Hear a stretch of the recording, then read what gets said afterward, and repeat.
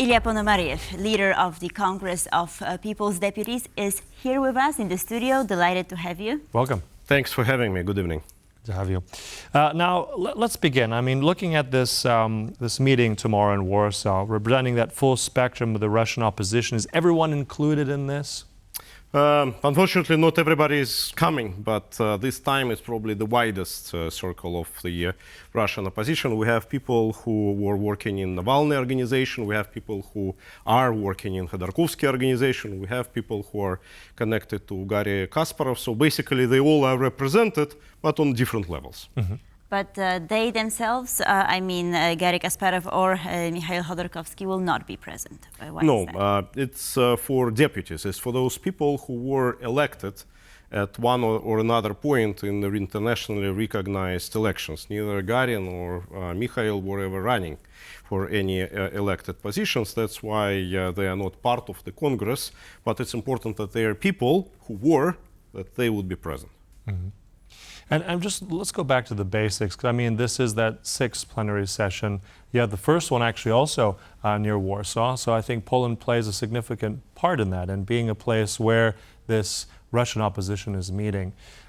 Just tell us briefly, what are the objectives? What do you want to achieve with all of this? I mean, obviously the end of Putin, but tell us a bit in your own words. What's the goal here moving forward? No, the Congress of People's Deputies indeed is a shadow Russian parliament. So we are not a political party. We are not a political movement. So we obviously we have our own sympathies, but the beauty of the thing is that there are people from the right, there are people from the left, there are liberals, there are conservatives, there are nationalists, there are internationalists. So basically, all political parties which were ever part of the Russian parliament, they are represented in the Congress. Right now, it's already more than 100 deputies from 36, if I'm not mistaken, regions of Russia. So it's a significant representation, and that's basically the only body in the Russian opposition which has a certain legitimacy, because that's what people were actually voting for. And what we are doing, we're designing future Russia, because obviously many opposition groups, they are fighting, we want to remove Putin, but what's after Putin? We want to have this very clear vision. And Congress, because it's deputies, they are passing the new legislation. We have already adopted the transitional constitution. We drafted a full-fledged constitution, but that would be for the public referendum after the regime change. But we're also designing a particular set of laws. So on this sixth plenary session, we will be designing the new electoral code, and that would be the main debate. Before that, we were debating municipal reform, judicial reform, and actually in municipal reform, we adopted a lot of experience from Poland. And exactly tomorrow, we will be discussing the results of Summits of Peace, which was in Switzerland, and would appeal to NATO summit, which would happen in Washington, D.C. Mm-hmm. Right, so just the groundwork for future Russia, I would say, right? But let me ask you, you've mentioned the summit in Switzerland. So where do you see the war in Ukraine going in the months to come? I think that the war in Ukraine can end only with one thing, is with the removal of Putin from power. Many of the Russian oppositionists, they say, oh, Ukraine would win, and then the regime would change. We actually take it in the opposite way. When the regime would change, there would be peace in Europe. And that's the only condition, because the origin of this war is in Moscow, is in the Kremlin. So we need to remove the origin of the problem to treat the illness. And that's why it's so important for us to support our freedom fighters which are in the front lines, to support the resistance groups which are in the home front in Russia, and we are at the kernel of this struggle. Mm-hmm. It's also wondering about your shadow Russian parliament. You said that you're creating very much a lot of these mechanisms, documents, this constitution and everything, very much operating as a country without a capital. I mean, countries need capitals. How does it work? How are you received going around the world? Do you have already a set base? How are you connecting and convening with the United States, with other allies around the globe? How does that work? Tell us how that would. I mean, the plenary sessions are in different places, but tell us how that whole cooperation works. No, obviously our main bases, physical bases, they are in Ukraine and in Poland. Mm-hmm. We convene in Poland because to Ukraine it's pretty hard to enter for Russian citizen. It's a big problem in Poland it's easier, and also we think that Poland is the country which understands us the most and which would benefit the most from the changes that we are proposing, because you are at the front line. If there would be any ceasefires in Ukraine, you would be next where the Russian army would come to. So we need to prevent this. And to do this, we need to achieve those political changes in Russia that we are talking about. If we are talking about the different countries, and by the way, Poland would be represented on the high level at the Congress. Members of Sejm, members of Senate would be attending, and Ukraine is sending as well members of Verkhovная Rada, which would be part of our discussions tomorrow. In regards of other countries, obviously it's different. Germans, they're always very cautious. They say, we don't want to take the risk, but we will see how the situation develops. In the United States, that's where we have a lot of, obviously, interaction, and it's pretty positive. Also, they don't want to be the leaders of the process. They want Ukraine, Eastern Europeans to do the job, but we feel the support. Mm-hmm. Right, so you've mentioned the Western support, and of course we were discussing Ukraine as well. So let me ask you about this new development, right? The West has agreed, has given Ukraine the green light to use Western weapons on Russian territory. So what is your take on that? No, for us, it's extremely important, because our Russian resistance fighters, which is currently the largest national unit, by the way, inside the Ukrainian army, on the Ukrainian side, fighting against the aggression, we always were handicapped. Because we were going to Belgorod region, to Kursk region, to other neighboring regions to Russia, and we couldn't use the Western equipment at all. So we had to use outdated Russian equipment. When we are on the Ukrainian soil, we have all the modern tools. There we cannot do it, and it was completely stupid from the military point of view, because that's where the aggression comes. Just recently, when we were standing in Kharkiv region and our guys are resisting the last offensive that were coming from Russia, we witnessed those guys at the other side of the border. But we couldn't counterattack and prevent them from entering Ukraine, because we were prohibited. Also, for us, it's a big problem, because all the modern artillery in Ukraine now is Western made with Western shells. And obviously they cannot be used also on the Russian territory. So when we are coming and liberating certain land, we cannot hold it liberated, because we don't have the artillery. And without artillery, you cannot control the territory. So we have to make a raid and then retreat and then reconquer it once again. So we hope that next time it would be a land which would be liberated, and then our blue and white flag can rate high, and then the laws that we are passing in the Congress would start to be implemented in real life. Mm-hmm. Also, you mentioned obviously the fighting, the artillery, ammunition. This is also something not only that Ukraine needs, but also what Putin increasingly more and more wants more of. Now, his recent trip to North Korea, also in Vietnam. What do you make of his trip there? Was that something of is it more desperation? Is it something more sinister? How do you interpret? Why did Putin go to these places, and how do you interpret his whole trip? Obviously, he needs immediate supplies of some pretty outdated stockpiles of shells and bullets and everything. And that's what North Koreans can provide him, unfortunately. He triggered the reaction from South Koreans. And they have way more modern equipment, and they were restraining from doing this in the past, but now they would start supplies to Ukraine. So we think that we would be at peer in this regards. But I don't think that we should downplay the visit, because I think that Putin is right now trying to assemble a new global alliance, which would be a counterbalance to NATO. And obviously it would be China which would be behind in the shadows. But Chinese, they don't want to take the risk and to be in the front. So it would be Putin who would be the cat's paw, so to say, for Chinese.